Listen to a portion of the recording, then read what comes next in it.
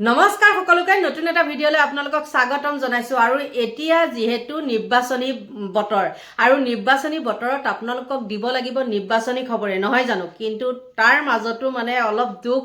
আছে আপোনালোকে গম পাই তথাপিও চেষ্টা কৰো কিছুমান নতুন খবৰ দিবলৈ কালি আপোনালোকক মই এটা হিমন্ত বিশ্ব শৰ্মাৰ খবৰ দিছিলো খবৰটো এটোৱে দিছিলো যে হিমন্ত বিশ্ব শৰ্মা আলো আৰু তেওঁ সকলোৰে লগত মিলি যায় আপোনালোকে গম পাই নিৰ্বাচনী বতাহত তেওঁ সকলোকে টিকট দিব নোৱাৰিলে বিশেষতে দিছপুৰ সমষ্টিত কি কৰিলে দেখিলে নহয় পদ্মুত বদলৈক দিয়া লগে লগে তাত আছিলে প্ৰাৰ্থিত্বৰ দাবিদাৰ আছিলে অতুল বৰা আৰু জয়ন্ত দাসেই হওক বা অতুল বৰাই হওক খঙত গুজৰি গুমৰি আছিলে জয়ন্ত দাসেতো বহুত বেয়াকৈ কৈছিলে বাৰু যিয়ে নহওক খঙৰ ভমকত কৈ দিছে সেইবিলাক একো নাই মুখ্যমন্ত্ৰীয়ে সেইবিলাক মেনেজ কৰে কিন্তু আজি ইমান এটা মানে ব্যস্ততাৰ মাজতো মুখ্যমন্ত্ৰীয়ে জয়ন্ত মল্লবক লগত লৈ অতুল বৰাৰ বাসগৃহত উপস্থিত হ'ল আৰু উপস্থিত হৈ পেলাই তেওঁ ইমান সুন্দৰকৈ মানে বুজাই দিছে অতুল বৰাক আৰু অতুল বৰায়ো তেওঁ বুজনিত শান্ত হ'ল এইটোকে কয় টেলেণ্ট আৰু মুখ্যমন্ত্ৰীৰ এই টেলেণ্টটো থকাৰ কাৰণেই তেওঁ কোনেও হৰুৱাব নোৱাৰে যিমানেই আমি কুকুৰ পিটা গালি নিদিওঁ কিয় মুতকৈ হয়তো বেলেগে তেনেকৈ গালি দি পোৱাই নাই আৰু গালি দিলেও যিমান যি নকৰিলেও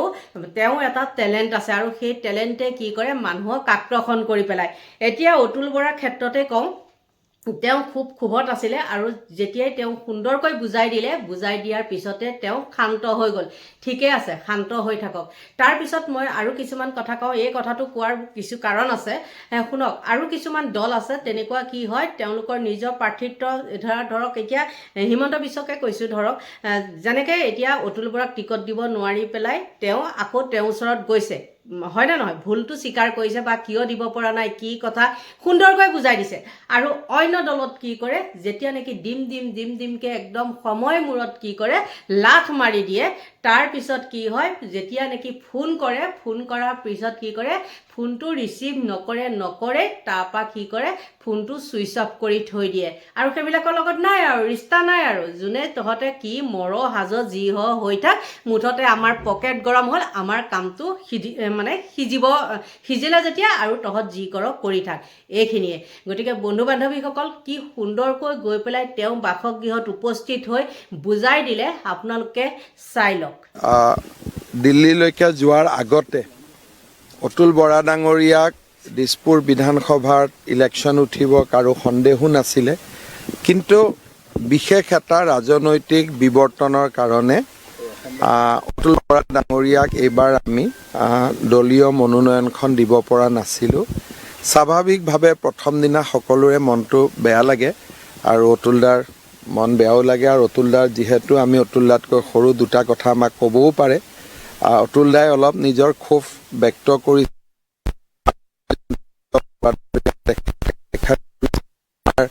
যিখিনি অসুবিধা হৈছিল তেখেতক আমি জনাইছিলোঁ আজি ময়ো কথা বতৰা পাতিলোঁ অতুলদা আমাৰ দলতে আছে বিশেষকৈ ডিমৰীয়াকে ধৰি গোটেইকেইটা সমষ্টিত তেখেতে ভাল কৰি প্ৰচাৰ অভিযানতো অংশ ল'ব আৰু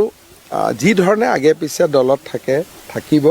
ভগৱানে যদি আমাৰ চৰকাৰখন কৰে অতুলদা আগতকৈও সক্ৰিয় হৈ থাকিব আৰু সেনেকৈ আমি আগবাঢ়ি যাম আজি ছাৰ মীৰা বৰঠাকুৰ ডাঙৰীয়ানী আহিছিলে তেখেতক সাক্ষাৎ কৰিলে চাওক অতুলদাৰ যিটো ষ্টেটাছ যোন পাৰ্টি উঠিব যদি অতুলদা নিজে নুঠে সকলোৱে আহি আশীৰ্বাদ ল'ব গতিকে আশীৰ্বাদৰো দুটা ভাগ আছে এটা আয়ুষ্মান ভৱ এটা বিজয়ী ভৱ গতিকে অতুলদাই জানে কাক কোনটো আশীৰ্বাদ দিব লাগে গতিকে মই অতুলদাক শিকাবলগীয়া একো নাই অতুলদাই যিটো আশীৰ্বাদ দিয়াৰ প্ৰয়োজন সেইটোৱে দিছে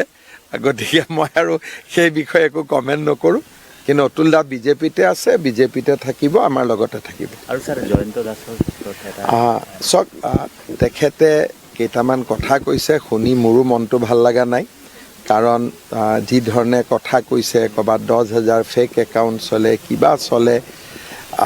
দলটোত যেতিয়া আমি থাকোঁ তেতিয়া ঠিক আছে টিকট নাপালোঁ কেতিয়াবা পাম এটা পৰ্যায়ৰ কথা ক'লে মোকো কৈছে ঠিক আছে মই নেতা গতিকে মই অমৃত মন্থনত অমৃতো ওলাইছিল বিষো ওলাইছিল মানুহে চব খাব লাগিব কিন্তু মই ভাবোঁ যে জয়ন্ত দাসো নিশ্চিতভাৱে বিজেপিৰ পৰা আঁতৰি নাযায়। আমাৰ দলৰ সভাপতিয়ে তেখেতৰ লগত কথা পাতি আছে আৰু আমাৰ দলৰ এইটো আমি পৰিয়ালৰ দৰে ৰাখিছোঁ। মই নাভাবোঁ যে কোনোবা আমাৰ ইয়াৰ পৰা ওলাই যাব। হ'ব অতুলা তেখেতে আৰু কোৱাৰ পিছত মোৰ কোৱাৰ কোনো প্ৰয়োজন নাই, মই ভাবোঁ তেনেকৈ। মানে 18 ওপৰত মইতো যিখিনি কথা কৈছোঁ যোৱাকালি যথেষ্ট গুৰুত্ব আছে, তেখেতে সেইটো বুজি পাইছে। মই গুৰুত্ব নথকা কথা কোৱা নাই, মূল্যহীন কথাই কৈছোঁ আৰু তেখেতে সেইটো অনুভৱ কৰিছে আৰু সেইকাৰণে আহি পেলাই মোৰ তালৈ যোৱাকালি জয়ন্ত মল্ল বৰুৱা আহিছে। জয়ন্ত মল্ল বৰুৱাতো মই কালি আধা ঘণ্টা এঘণ্টাৰ ভিতৰত কথা চথা পাতিছোঁ। এওঁ আজি আহিম বুলি কৈছে, আহিছে। তেওঁৰোতো এতিয়া কথা চথা পাতিলোঁ। গোটেইখিনি কথাটো এওঁৰ লগতো মোৰ সুসম্পৰ্ক আছে বাৰু। হ'লেও কেতিয়াবা তেওঁ সুসম্পৰ্ক থাকিলেও তেওঁকতো চিঠি পত্ৰ দি পেলাই মাজে মাজে মই এইটো কৰিব নালাগে, এইটো কিয় কৰিলা, কৰিব নালাগিছিল, এইবোৰ কথাটো মই এডভাইচ দিছোঁ। আপোনালোকে জানে চিঠিখনটো মই পকেটত সোমাই নথওঁ, আপোনালোকৰ জৰিয়তে ৰাজহুৱা কৰোঁ, সদায় কৰোঁ। সেইবিলাক ধৰণে ৰাজনীতি কৰি আহি এইখিনি পালোঁহি। সদৌ অসম গণসংগ্ৰাম পৰিষদৰ আহ্বায়ক থাকোঁতে এতিয়া দুজনেই আছিলে সৰু ল'ৰা, এজন হিমন্ত বিশ্ব শৰ্মা আৰু এজন তেওঁ উপাধি চাবাচোন সি 8ত, এওঁ বোধহয় 6 তেনেকৈ আছিলে এটা সময়ত। তেওঁলোকে সদায় সক্ৰিয় হৈ আছিলে আৰু ময়ো ৰাজনীতিত অকল সদৌ অসম গণসংগ্ৰাম পৰিষদ কৰাৰ আগতেতো মই কটনৰ জেনেৰেলি দুবাৰকৈ আছিলোঁ আৰু ফ্লেগ মই বনাইছিলোঁ, পতাকা মই বনাইছিলোঁ। ইয়াত কোনো আঁচু নাছিল, অল গুৱাহাটী ষ্টুডেণ্টছ ইউনিয়ন নাছিল, গুৱাহাটী ইউনিভাৰ্চিটি আছিল, অসম ছাত্ৰ পৰিষদৰ হাতত তাৰমানে RCPI দুজন লিডাৰে গুৱাহাটী ইউনিভাৰ্চিটি ল কলেজৰ জেনেৰেল ছেক্ৰেটাৰী আছিল জ্ঞানৰভিৰাম শইকীয়া, ৰাজেন শইকীয়া আছিলে PG জেনেৰেল ছেক্ৰেটাৰী। সিহঁতক আঁতৰাই মই প্ৰসন্ন নাৰায়ণ চৌধুৰী আৰু জেনেৰেল ছেক্ৰেটাৰী জালুকবাৰীত ইউনিভাৰ্চিটিত জালুকবাৰীত ইঞ্জিনিয়াৰিং কলেজ পাতি এজনক প্ৰেচিডেণ্ট কৰিলোঁ, পুলকেশ বৰুৱাক। প্ৰসন্ন নাৰায়ণ চৌধুৰী মই জেনেৰেল ছেক্ৰেটাৰী কৰিলোঁ আৰু তেনেকৈ আহি সেইখনে ফাৰ্ষ্ট অধিৱেশন মই হৈছিলোঁ কনভেনশ্যনত ক'ত যোৰহাটত। এনেকৈ আহি আছোঁতো এইখিনি পালেহি। সেইকাৰণে মই কওঁ নহয় কেতিয়াবা, failure is our friend, he is no' father, success is many fathers. সফলতাৰ বাপেক ঢেৰ, কিন্তু বিফলতাৰ এটা অনাথ সন্তান যাৰ কোনো পিতৃ নাই। এইখিনি কৰি থাকোঁতে হ'ব, আজি নকওঁ আৰু আজি হৈ গ'ল। তেখেতে আৰু কোৱাৰ পিছত মোৰ কোৱাৰ কোনো প্ৰয়োজন নাই, মই ভাবোঁ তেনেকৈ। মানে 18 ওপৰত মইতো যিখিনি কথা কৈছোঁ যোৱাকালি যথেষ্ট গুৰুত্ব আছে, তেখেতে সেইটো বুজি পাইছে। মই গুৰুত্ব নথকা কথা কোৱা নাই,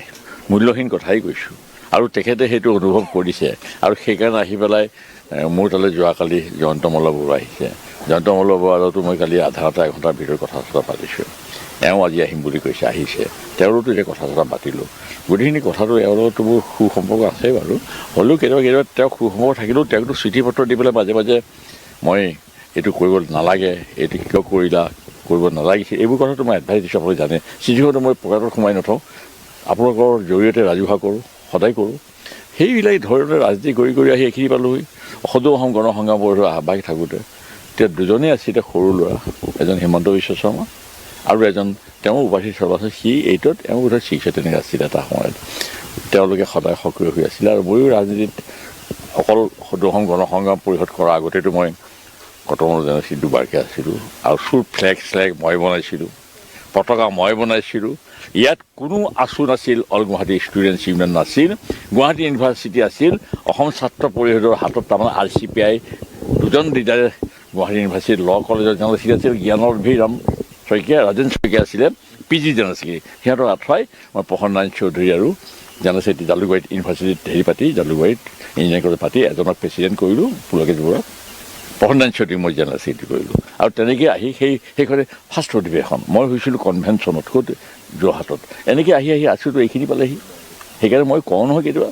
failure is our friend, he is no' father, success is many fathers. সফলতাৰ বাপেক ঢেৰ, কিন্তু বিফলতাৰ এটা অনাথ সন্তান যাৰ কোনো পিতৃ নাই। এইখিনি কৰি থাকোঁতে হ'ব, আজি নকওঁ আৰু আজি হৈ গ'ল। তেখেতে আৰু কোৱাৰ পিছত মোৰ কোৱাৰ কোনো প্ৰয়োজন নাই, মই ভাবোঁ তেনেকৈ। মানে 18 ওপৰত মইতো যিখিনি কথা কৈছোঁ যোৱাকালি যথেষ্ট গুৰুত্ব আছে, তেখেতে আমাৰ সকলোৰে আৰু দিছপুৰ সমষ্টিৰ বিধায়ক প্ৰাক্তন মন্ত্ৰী অতুল বৰা ডাঙৰীয়াক মই সাক্ষাৎ কৰিবলৈ আহিছিলোঁ। এটা দিল্লীলৈকে যোৱাৰ আগতে অতুল বৰা ডাঙৰীয়াক দিছপুৰ বিধানসভাৰ ইলেকশ্যন উঠিব কাৰো সন্দেহো নাছিলে, কিন্তু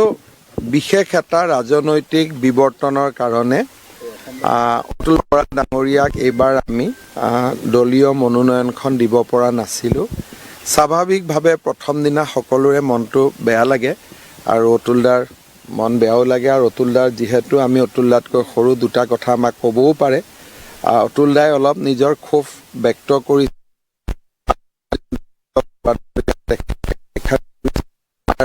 যিখিনি অসুবিধা হৈছিল তেখেতক আমি জনাইছিলোঁ আজি ময়ো কথা বতৰা পাতিলোঁ অতুলদা আমাৰ দলতে আছে বিশেষকৈ ডিমৰীয়াকে ধৰি গোটেইকেইটা সমষ্টিত তেখেতে ভাল কৰি প্ৰচাৰ অভিযানতো অংশ ল'ব আৰু যি ধৰণে আগে পিছে দলত থাকিব ভগৱানে যদি আমাৰ চৰকাৰখন কৰে অতুলদা আগতকৈও সক্ৰিয় হৈ থাকিব আৰু সেনেকৈ আমি আগবাঢ়ি যাম আজি ছাৰ মীৰা বৰঠাকুৰ ডাঙৰীয়ানীও আহিছিলে তেখেতক সাক্ষাৎ কৰিলে চাওক অতুলদাৰ যিটো ষ্টেটাছ যোন পাৰ্টি উঠিব যদি অতুলদা নিজে নুঠে সকলোৱে আহি আশীৰ্বাদ ল'ব গতিকে আশীৰ্বাদৰো দুটা ভাগ আছে এটা আয়ুষ্মান ভৱ এটা বিজয়ী ভৱ গতিকে অতুলদাই জানে কাক কোনটো আশীৰ্বাদ দিব লাগে গতিকে মই অতুলদাক শিকাবলগীয়া একো নাই অতুলদাই যিটো আশীৰ্বাদ দিয়াৰ প্ৰয়োজন সেইটোৱে দিছে গতিকে মই আৰু সেই বিষয়ে একো কমেণ্ট নকৰোঁ কিন্তু অতুলদা বিজেপিতে আছে বিজেপিতে থাকিব আমাৰ লগতে থাকিব আৰু ছাৰ জয়ন্ত দাসৰ চাওক তেখেতে কেইটামান কথা কৈছে শুনি মোৰো মনটো ভাল লগা নাই কাৰণ যি ধৰণে কথা কৈছে ক'ৰবাত 10,000 ফেক একাউণ্ট চলে কিবা চলে দলটোত যেতিয়া আমি থাকোঁ তেতিয়া ঠিক আছে টিকট নাপালোঁ কেতিয়াবা পাম এটা পৰ্যায়ৰ কথা ক'লে মোকো কৈছে ঠিক আছে মই নেতা গতিকে মই অমৃত মন্থনত অমৃতো ওলাইছিল বিষো ওলাইছিল মানুহে চব খাব লাগিব কিন্তু মই ভাবোঁ যে জয়ন্ত দাসো নিশ্চিতভাৱে বিজেপিৰ পৰা আঁতৰি নাযায় আমাৰ দলৰ সভাপতিয়ে তেখেতৰ লগত কথা পাতি আছে আৰু